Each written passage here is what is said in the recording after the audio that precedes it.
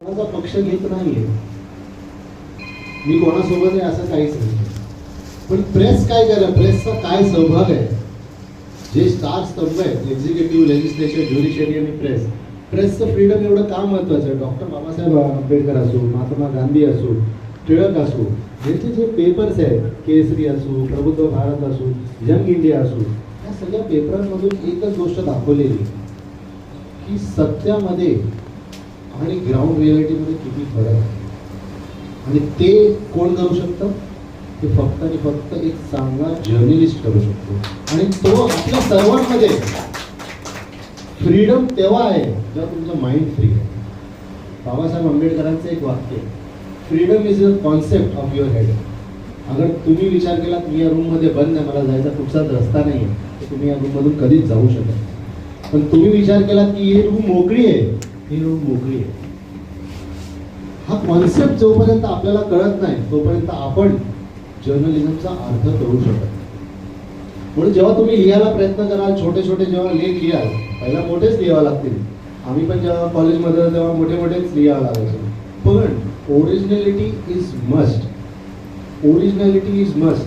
आज या ठिकाणी आपण सगळ्यात मोठा इश्यू जो आपण बघतोय ऑनलाईन पेपर लीकचा, जे या देशाचे जे भविष्य आहे, म्हणजे उद्या आता साहेबांनी जसं सांगितलं की कॅन्सर पेशंटचा इलाज करता साहेबांच्या आश्रमामध्ये लोक राहतात. डॉक्टरच असे बनले ज्याने इलाजच जमत नाही, कारण का पेपर लीक झालाय. डॉक्टर जमले आणि तो इंजेक्शन हातात त्याच्या पायात द्यायचा आहे. अगर ही घटना घडायला लागली या देशामध्ये तर ह्याचं सर्वस्वी जबाबदारी ही जर्नलिझमची ठरते. का ठरते जर्नलिझमची? कारण का प्रामुख्याने सामान्य नागरिकांना article 91 of constitution of India, freedom and expression, ही प्रेसला दिलेली सगळ्यात मोठी ऑपॉर्च्युनिटी आहे भारतीय संविधान. आणि जोपर्यंत ती आपण अंमलबजावणी करत नाही, आपल्या मनातून अंमलबजावणी करत नाही, आपण त्या स्तरापर्यंत पोहोचू शकत नाही. हा जो उपक्रम सामंत साहेबांनी, सूरज साहेबांनी, हा सगळ्या टीमनी जो राबवायचा प्रयत्न करतात, मला वाटतं खूप अत्यंत चांगला प्रयत्न आहे. आणि ह्याच्यातून काहीतरी घेण्यासारखं आहे.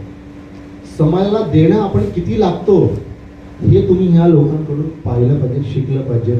आपण या स्तरापर्यंत, या स्थितीपर्यंत आज पोहोचलेलो, हे कोणीतरी मागे कामं केलेली आहे त्यामुळे पोहोचलो. इथेपर्यंत समुद्र होता, कोणीतरी भरणी टाकली म्हणून इथेपर्यंत पोहोचलो आहोत ना. म्हणून मरीन लाईन स्टेशन असू द्या, चर्चगेट स्टेशन असू द्या, भेटते आपल्याला बघायला. जुने फोटो बघाल तर इथेपर्यंत समुद्र आहे. म्हणजे काय की कोणीतरी चांगला प्रयत्न केला आहे, त्याच्यातून या सगळ्या गोष्टी उभ्या राहिलेल्या आहेत. उद्या तुम्ही लेखणी